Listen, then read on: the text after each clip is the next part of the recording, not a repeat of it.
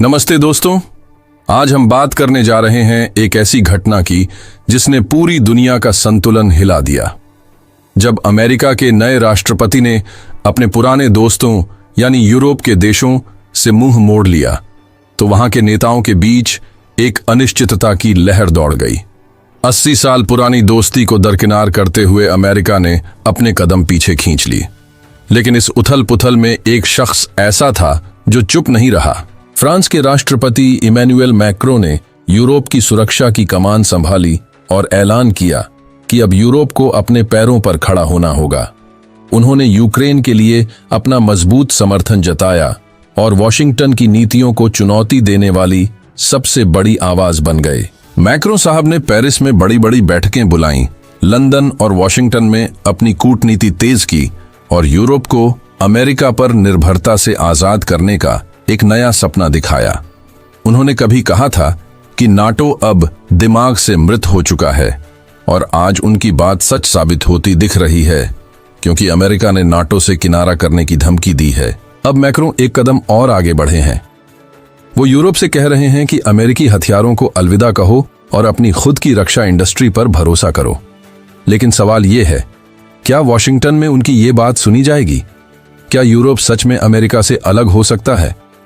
और सबसे बड़ी बात, क्या ये बदलाव यूरोप की सुरक्षा के लिए नया मोड़ लाएगा या फिर कोई बड़ा टकराव पैदा करेगा? इन सवालों का जवाब हम आगे देंगे, लेकिन पहले आपसे गुजारिश है कि हमारे चैनल को सब्सक्राइब करें, नोटिफिकेशन ऑन करें और लाइक का बटन दबाएं ताकि आप हमारी हर खबर से जुड़े रहें। फ्रांस के राष्ट्रपति मैक्रों साहब यूरोप के देशों को लुभाने की कोशिश में हैं। वो चाहते हैं कि यूरोपीय देश अमेरिकी हथियारों की बजाय फ्रांस और यूरोप में बने हथियार खरीदें। वो कहते हैं कि हमें अपने घर का सामान अपनाना चाहिए। इसके लिए वो फ्रांस के मशहूर राफेल लड़ाकू विमान और फ्रांस इटली के साझा हथियार सिस्टम CMP-T को बढ़ावा दे रहे हैं। हाल ही में वो जर्मनी की सीमा के पास लक्स्यूल एयरबेस गए, जहां उन्होंने बताया कि 2035 तक वहां राफेल F-5 विमान तैनात होंगे। ये विमान ASN-4G हाइपरसोनिक मिसाइल से लैस होंगे, जो परमाणु हमले की ताकत रखती है। इसे सुपर राफेल भी कहते हैं, और ये अभी तक का सबसे आधुनिक राफेल विमान होगा।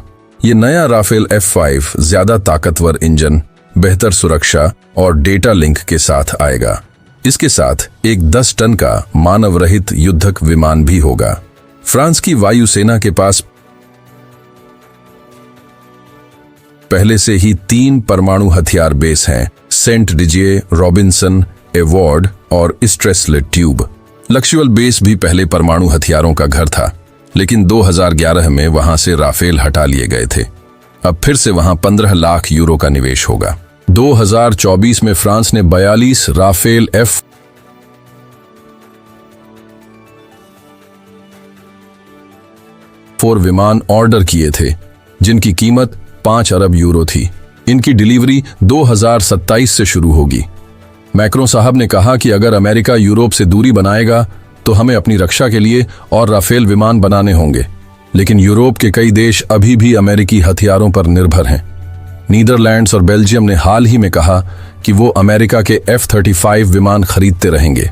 पुर्तगाल अपने पुराने F-16 को बदलने के लिए F-35 लेने में हिचक रहा है। पुर्तगाल के रक्षा मंत्री नूनो मेलो ने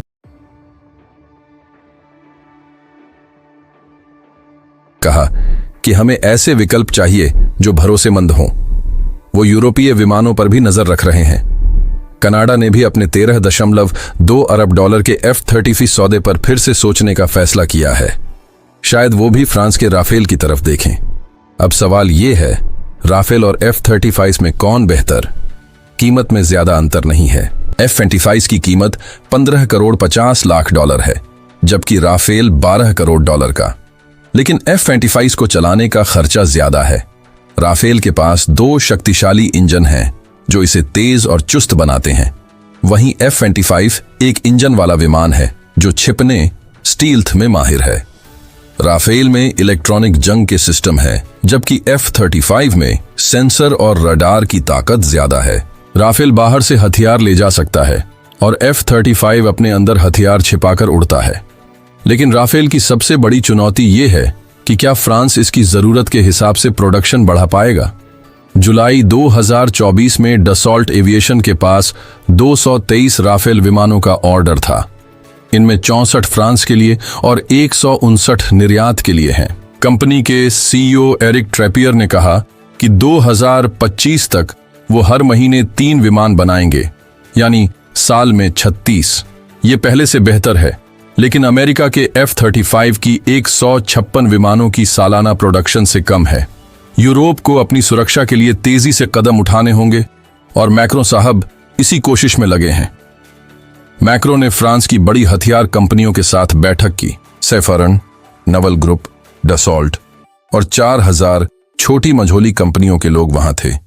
उन्होंने कहा कि हमें नौकरशाही कम करनी होगी और कीमतें घटानी होंगी ताकि यूरोप के देश हमारे हथियार खरीदें।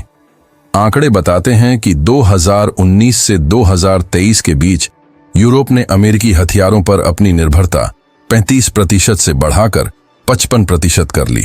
पोलैंड, रोमानिया, बल्गारिया जैसे देश अमेरिका से खूब हथियार ले रहे हैं, लेकिन मैक्रो चाहते हैं कि यूरोप अपने दम पर खड़ा हो। फ्रांस अब हथियारों का दूसरा सबसे बड़ा निर्यातक बन गया है। Stockholm International Peace Research Institute की रिपोर्ट कहती है कि 2014 से 18 और 2019 से 23 के बीच फ्रांस के हथियार निर्यात में 47% की बढ़ोतरी हुई।